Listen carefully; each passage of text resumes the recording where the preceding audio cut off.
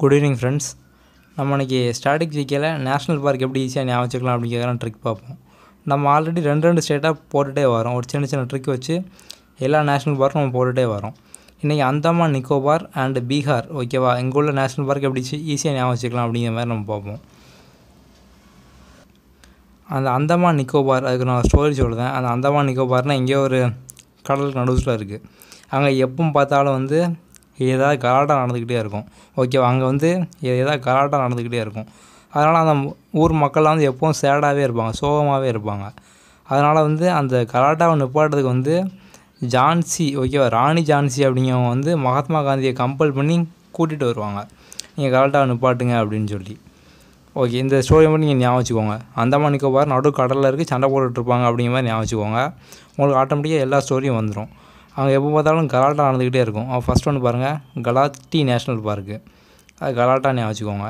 அப்புறம் அங்கே உள்ளவங்க சேடாகவே இருப்பாங்க, கலாட்டா நடக்குன்னு. அப்போ சேடல் பீக், ஓகேவா.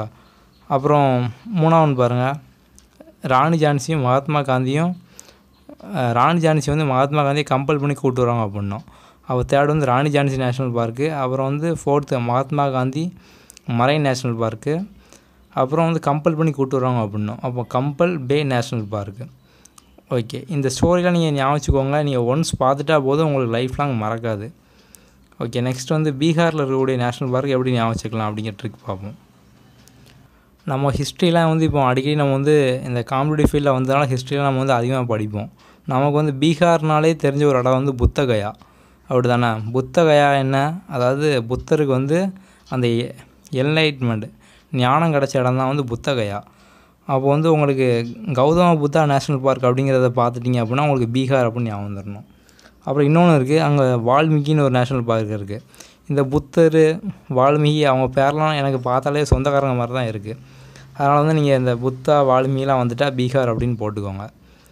ஓகே, நம்ம சேனல் இது வரைக்கும் சப்ஸ்கிரைப் பண்ணாமல் கண்டிப்பாக சப்ஸ்கிரைப் பண்ணுங்கள். சப்ஸ்கிரைப் பண்ணவங்க சப்ஸ்கிரைப் பக்கத்தில் இருக்க பெல் பட்டனை ப்ரெஸ் பண்ணுங்கள். தேங்க்யூ.